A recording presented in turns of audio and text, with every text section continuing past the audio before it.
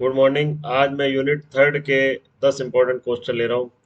इससे पहले मैं यूनिट फर्स्ट और यूनिट सेकंड ऑर्गेनिक केमिस्ट्री के 10-10 इंपॉर्टेंट क्वेश्चन ले चुका हूँ।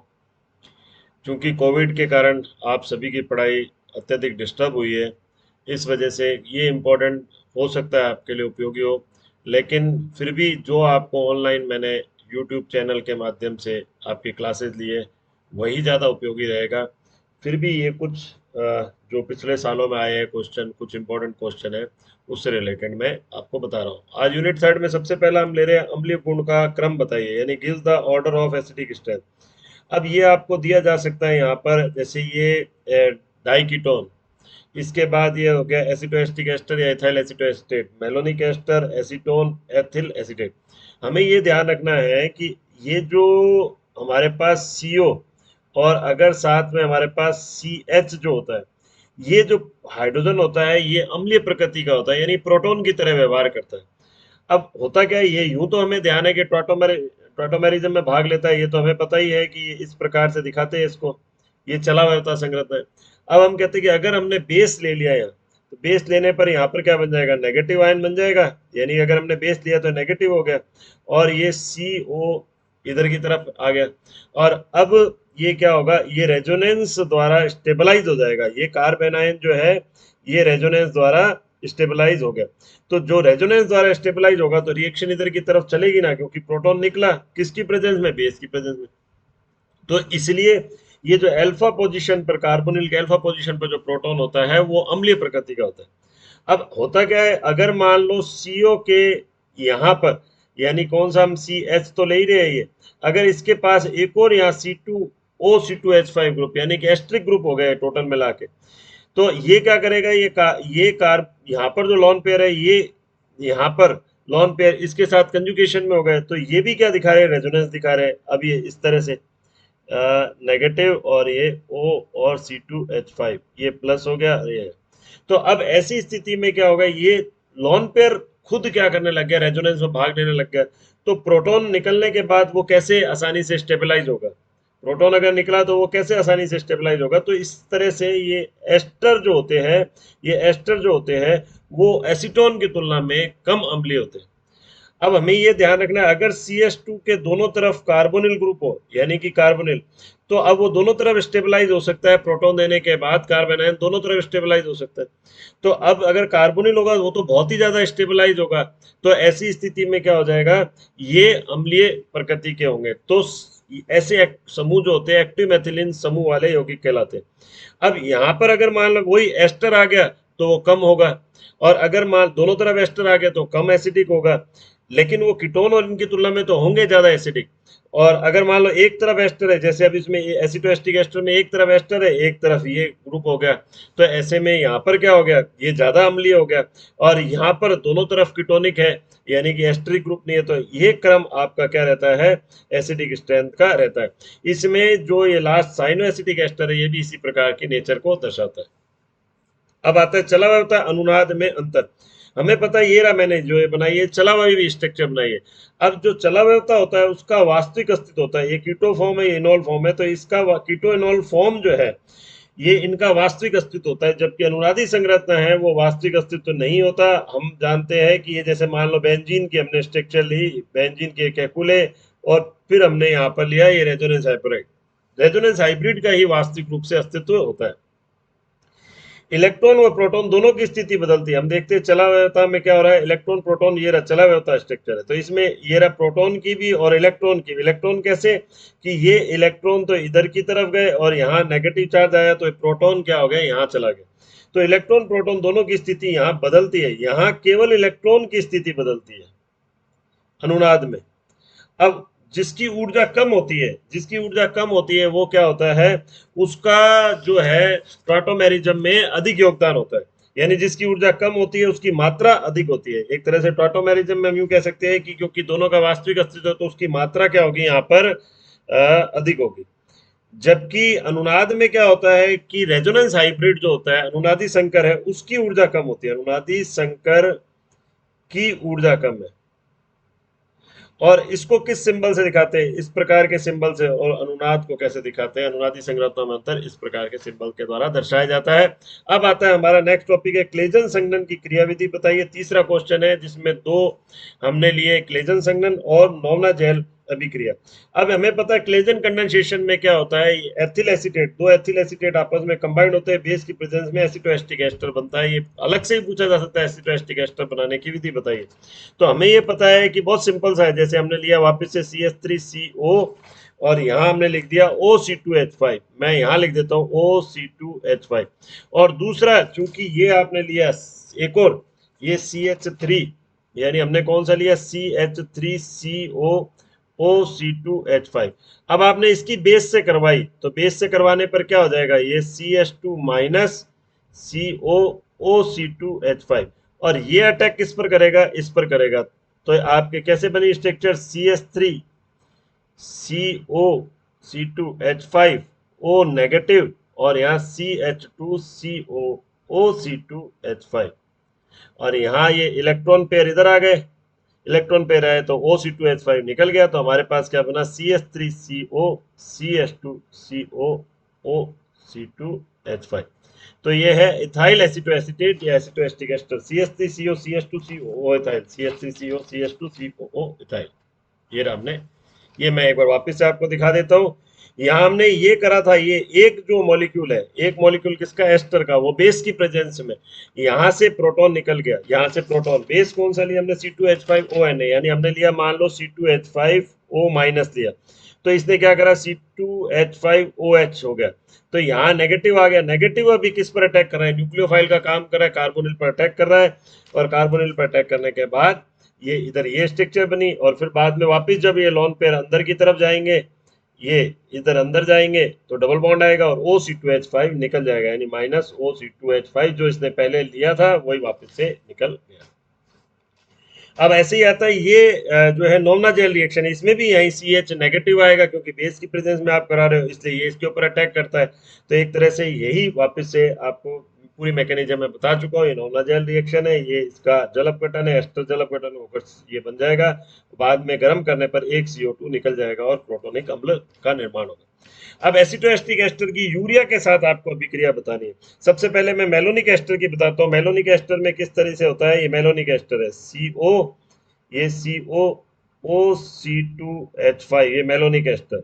और मेलोनिक एस्टर की यूरिया से करवाई हमने तो HNH और ये आपके बना CO। तो ये हमारे पास क्या हो गया, ये OC2H5 और ये इसी तरह से OC2H5। तो ये हमारे बन गया और हमने क्या कर दिया इसका, CH2CO NH और ये CO, ये हमने बनाया है मेलोनिक एस्टर की यूरिया के साथ रिएक्शन करवाई है। इसको बोलते हैं बारबीट्यूरिक अम्ल। ये तो ही बारबीट्यूरिक अम्ल। इसी प्रकार से हम मेलोनिक एस्टर में ले रहे हैं, मेलोनिक सॉरी एसिटोएस्टिक एस्टर में हमें पता है कि अगर मैं इसकी एसिटोएस्टिक एस्टर की, अगर मैं ये रहा एसिटोएस्टिक एस्टर, ये वाला एसिटोएस्टिक एस्टर है, अगर मैं इसमें क्या कर दूं, यहाँ इसकी प्रोटोमेरिक स्ट्रक्चर लिख दूं, यानी CH3CO, ये इधर डबल बॉन्ड और ये रहा आपने CH कर दिया, CO कर दिया और OC2H5 यूं ले लिया। इसको मैं थोड़ा सा और वापस सही लिख देता हूँ, CH3COH double bond CH COC2H5O double bond.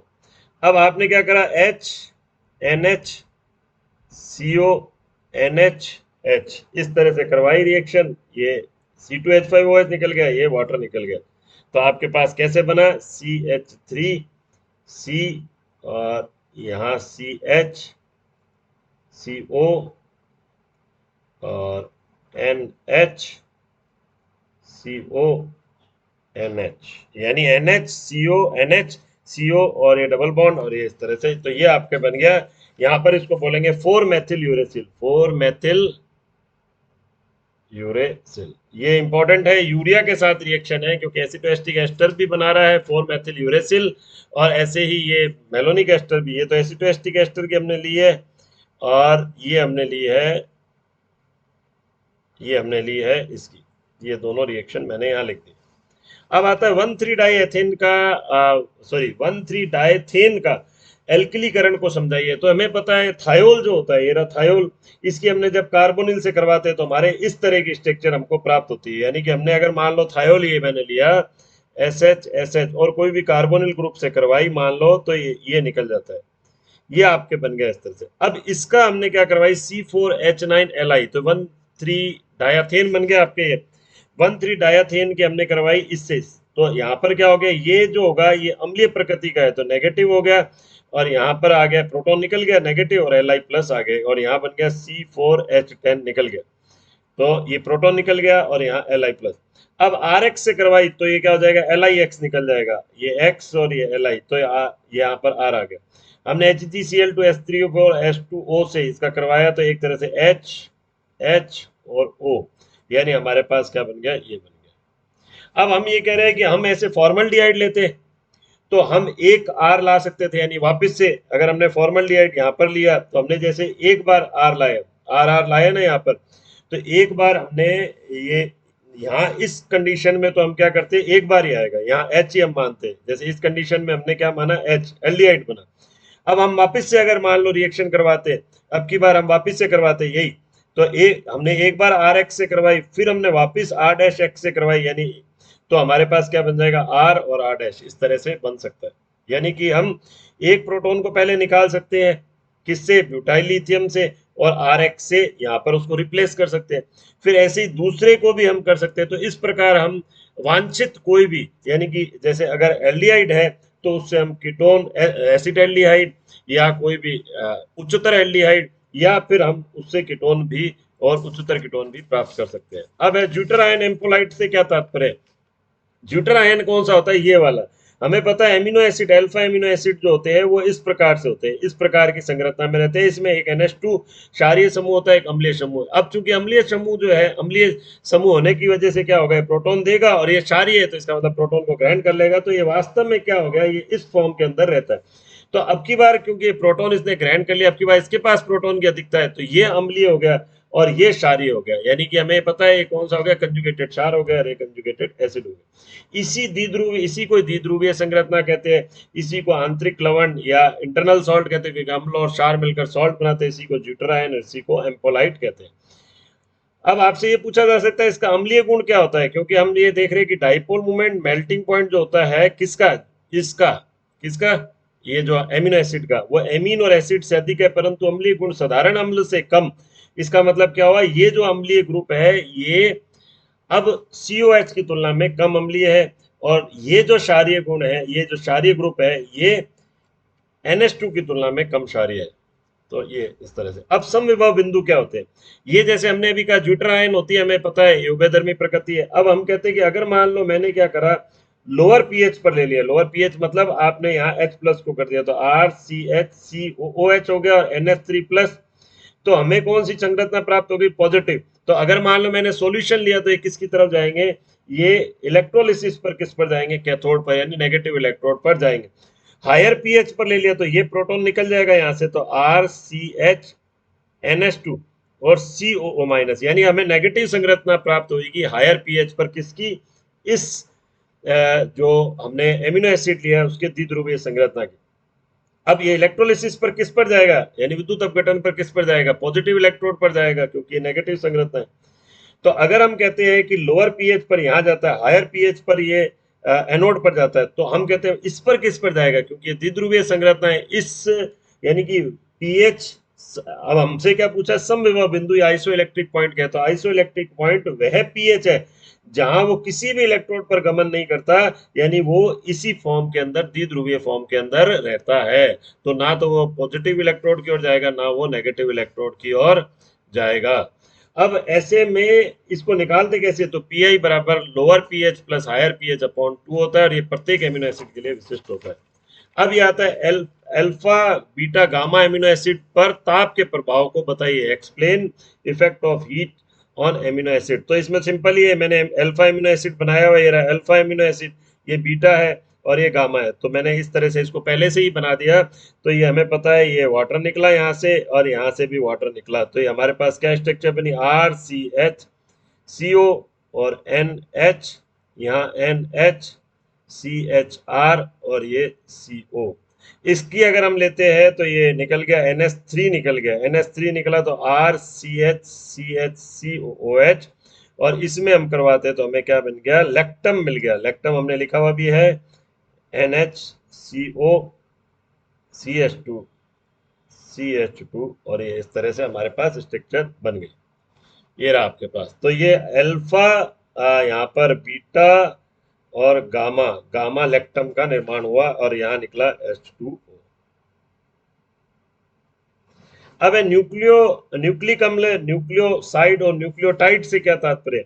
तो न्यूक्लिक अम्ल क्या होता है, दो भागों में होता है। एक पता है हमें डीऑक्सीराइबोन्यूक्लिक एसिड, एक आरएनए होता है राइबोन्यूक्लिक एसिड। इसमें क्या होती है, तीन इकाई होती है, शुगर इकाई होती है और क्या होता है, फॉस्फेट यूनिट होती है, ये फॉस्फोरिक एसिड यूनिट होती है और उस पे क्या होता है, नाइट्रोजनी क्षार होता है। तो डीएनए में भी डीऑक्सीराइबोज होती है, शुगर इकाई। ये राइबो डीऑक्सीराइबोज जो होता है, आपको ध्यान होगा इसकी स्ट्रक्चर, ये कार्बोहाइड्रेट के चैप्टर में मैंने आपको बताई हुई। डीऑक्सीराइबोज और राइबोज होती है। इसमें H3PO4 दोनों में होता है। यहाँ नाइट्रोजनी क्षार होता है प्यूरिन और पिरीमिडिन, जिसमें होता है एडेनिन गुएनिन थायमिन एंड साइटोसिन। यहाँ पर भी AG और यहाँ पर क्या आ जाएगा, यूरेसिल आ जाएगा और साइटोसिन आ जाएगा। अब यहाँ पर क्या होता है कि जो शुगर यूनिट है H3PO4 नाइट्रोजनी क्षार है, इसको मिलाकर हम बोलते हैं न्यूक्लियोटाइड। अगर इसमें से अम्ल निकाल देते हैं तो यानी क्या बन गया आपके पास, शुगर यूनिट और नाइट्रोजनी क्षार। यानी शुगर यूनिट और ये वाली जो हो गई नाइट्रोजनी क्षार, इसको बोलते हैं न्यूक्लियोसाइड। तो आपसे पूछा जा सकता है न्यूक्लियोटाइड कौन सा, न्यूक्लियोसाइड कौन सा है। जो न्यूक्लियोसाइड केवल दो पार्ट का होता है और न्यूक्लियोटाइड क्या होता है, तीनों को मिलाकर होता है, न्यूक्लियोटाइड तीनों को। तो डीएनए या आरएनए क्या होते हैं, पॉलीन्यूक्लियोटाइड होते हैं, क्योंकि कंटिन्यूएशन पे है ना, पॉलीन्यूक्लियोटाइड। अब है प्रोटीन की, लास्ट आता है बड़ा क्वेश्चन है, प्रोटीन की संरचना बताइए। तो सबसे पहले तो होती है इसकी प्राथमिक संरचना, द्वितीयक संरचना, तृतीयक और चतुष्क संरचना। ये तो आपको सीधा सीधा कहना है जटिल संरचना है, धागेनुमा संरचना है, ये धागेनुमा संरचना है ये। ठीक है, अब आता है तृतीयक संरचना। तृतीयक संरचना मैंने यहाँ बना रखी है, द्वितीयक और मैं इस पर आपको बता रहा हूँ। तो प्राथमिक संरचना क्या होती है, पॉलीपेप्टाइड होती है। पॉलीपेप्टाइड कैसे, पेप्टाइड क्या होते हैं, ये रहा, जैसे आर, मैंने अभी आपको बताया था कि मैं इस तरह से लिख देता हूँ इसको, CHR और यहाँ NH2 और ये COOH। मैं वापस से यहाँ लिख रहा हूँ NH2 और ये CHR डैश कर देता हूँ, COOH कर देता हूँ। एक और मैं ले लेता हूँ, जैसे CHR डबल डैश कर देता हूँ और ये NH2 कर देता हूँ और ये COOH कर देता हूँ। तो ये क्या हो गया, ये OH और H निकल गया, OH और H निकल गया। यानी हमारे पास कैसी स्ट्रक्चर बनी, इस तरह से। यानी मैं अब इसको बना रहा हूँ, जैसे NH, मैं नीचे की तरफ लेता हूँ इसको, NH और ये CHR, फिर मैंने करा CO, फिर ये NH, फिर ये CHR डैश, फिर वापस से आपके कौन सा हो गया, ये CO, इस प्रकार से। यानी ये जिगजैग संरचना जो होती है, और ये जो बॉन्ड होता है ये वाला, यानी कौन सा, CONH जो बॉन्ड बनेगा, CONH, इसमें भी बनेगा कौन सा, CONH बॉन्ड, और बाकी CHR डबल डैश है ही, COH, यहाँ पे भी CHR डैश है ही, और ये आपके हो गया। तो ये वाला जो है CONH बॉन्ड, CONH बॉन्ड, ऐसे CHR है और इसी तरह से ये आगे। तो ये जो है ये पेप्टाइड बॉन्ड है और ये स्ट्रक्चर कौन सी कहलाती है, पॉलीपेप्टाइड। ये उनकी जिगजैग संरचना होती है, इसी को हम क्या बोलते हैं, प्राथमिक संरचना। अब अगर प्राथमिक संरचनाओं में आपस में क्या होता है, इस तरह से, अगर मान लो मैं यूं करता हूं NH, इस प्रकार से, ऐसे जो भी R आपने लिया, तो ये जो हाइड्रोजन बॉन्डिंग होती है, ये अगर है तो ये कहला देती है द्वितीयक संरचना। और ये डिपेंड किस पर करती है, इससे जुड़े ग्रुप पर डिपेंड करती है। यदि R क्या है, आपके छोटे आकार का समूह है, R छोटे आकार का समूह है, तो ऐसे में आपको फ्लैट शीट स्ट्रक्चर प्राप्त होती है। लेकिन अगर R क्या है, मध्यवर्ती आकार का है, मध्यवर्ती, तो आपको प्लेटेड शीट स्ट्रक्चर प्राप्त होती है, प्लेटेड शीट। और अगर मान लो R बड़े आकार का है तो आपको अल्फा हेलिक्स स्ट्रक्चर प्राप्त होती है। ये तीन तरह की स्ट्रक्चर प्राप्त होती है। अब आती है तृतीयक संरचना। तृतीयक संरचना किस पर डिपेंड करती है, वो इस R ग्रुप के मध्य हाइड्रोजन बॉन्डिंग पर निर्भर करती है। द्वितीयक तो हमने कह दिया कि इनके बीच में इस तरह से बॉन्डिंग होती है, ये आगे से आगे चलेगी इस तरह से, यानी कि एक पॉलीपेप्टाइड चेन और दूसरी पॉलीपेप्टाइड चेन के बीच की बॉन्डिंग, एक पॉलीपेप्टाइड चेन दूसरी पॉलीपेप्टाइड चेन के बीच की जो बॉन्डिंग है, और वो किसमें, CO और किसके बीच में, NH के बीच में। लेकिन अब हम कह रहे हैं तृतीयक संरचना किस पर डिपेंड करती है, R के मध्य जो साइड ग्रुप है ना, ये R वाले, इनके मध्य अंतर क्रिया पर। अब वो अलग अलग तरीके से हो सकती है। जैसे हमने कहा कि मान लो एक में हिस्टिडीन लगा हुआ है, दूसरे में सेरीन है, तो ये अतिरिक्त हाइड्रोजन बॉन्ड बन गया। एक हाइड्रोजन बॉन्ड तो ऑलरेडी है इसमें। दूसरा हमने कहा सिस्टीन है, दोनों आपस में जुड़ गई सिस्टीन के माध्यम से। सिस्टीन की आप स्ट्रक्चर देखोगे एमिनो एसिड में, आपको दिख जाएगी, सहसंयोजक बंध बन गया। ऐसे ही ये एस्पार्टिक एसिड, ये लाइसिन है, तो ये इंटरनल सॉल्ट लाइक स्ट्रक्चर बन गई। ये रहा CO माइनस है, NH3 प्लस है, या एक तरह से एसिड बेस वाली रिएक्शन हो गई। अब फेनिल एलानीन है, तो ये फेनिल एलानीन, और ये इस तरह से हो गया, ट्रिप्टोफेन हो गया, तो इनमें वंडरवाल अट्रैक्शन हो गया। तो ये आपके हो गए तृतीयक, और चतुर्थक मैंने आपको बताया ही है, दागेनुमा कॉम्प्लेक्स स्ट्रक्चर होती है। आज के लिए इतना ही लेंगे, अगला टॉपिक नेक्स्ट वीडियो में। Thank you.